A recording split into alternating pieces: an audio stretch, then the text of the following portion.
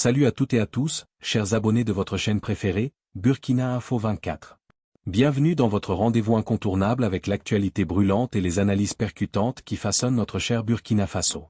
Aujourd'hui, nous allons plonger au cœur d'une rencontre diplomatique cruciale qui redéfinit les contours des relations internationales de notre pays.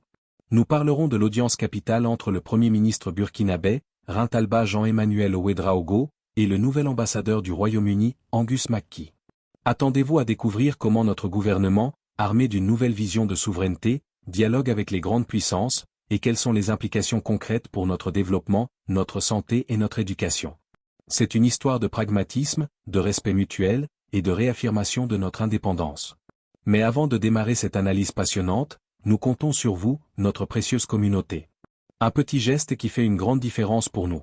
Si vous appréciez notre travail, n'hésitez pas à nous laisser un pouce bleu signe pouce vers le haut pour encourager toute notre équipe.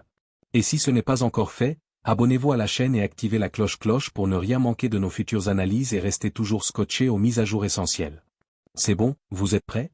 Alors, on commence tout de suite. Ouagadougou, ce jeudi 15 janvier 2026.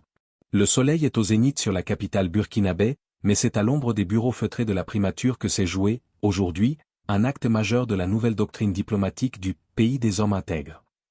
Dans une atmosphère empreinte de solennité et de franchise, le Premier ministre, Rintalba Jean-Emmanuel Ouédraogo, a reçu les lettres de créance morale d'un nouveau partenaire, Angus McKie, ambassadeur du Royaume-Uni. Plus qu'une simple visite de courtoisie, cette audience marque un tournant, celui d'une coopération qui ne veut plus être subie, mais choisie. Le pragmatisme contre le paternalisme, un nouveau ton. Dès les premiers échanges, le ton est donné. Le Premier ministre a été d'une clarté cristalline. Fini les diplomaties de façade, Ouagadougou exige désormais 3 piliers. Le pragmatisme, le respect mutuel, par-dessus tout, la souveraineté. Je peux vous rassurer que nous ne sommes pas dans une logique de repli, a martelé le chef du gouvernement, balayant d'un revers de main les critiques sur l'isolement du pays.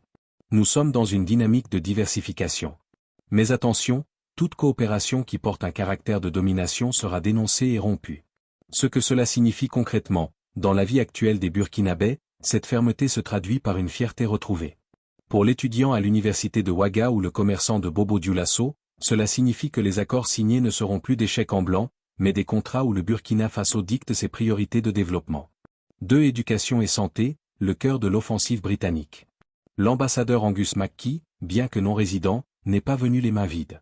Conscient des réalités du terrain, le diplomate britannique a identifié 2 secteurs vitaux pour la résilience du peuple, la santé et l'enseignement. Dans les centres de santé, le Royaume-Uni s'engage à soutenir les efforts nationaux.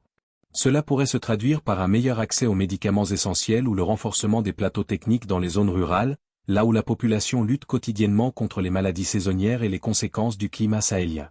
Dans les écoles, l'appui britannique vise à garantir que, malgré les défis sécuritaires, le savoir continue de circuler.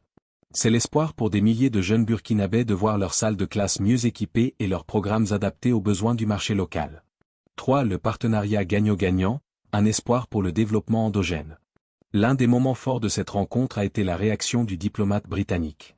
Loin d'être offusqué par la fermeté burkinabé, Angus McKie s'est dit sensible à la clarté du message. Il a réitéré la volonté de Londres de bâtir une relation gagnant-gagnant. Pourquoi est-ce attractif pour le pays? Le Burkina Faso de 2026 mise sur le développement endogène. Cela veut dire produire ce que l'on consomme et transformer nos ressources sur place.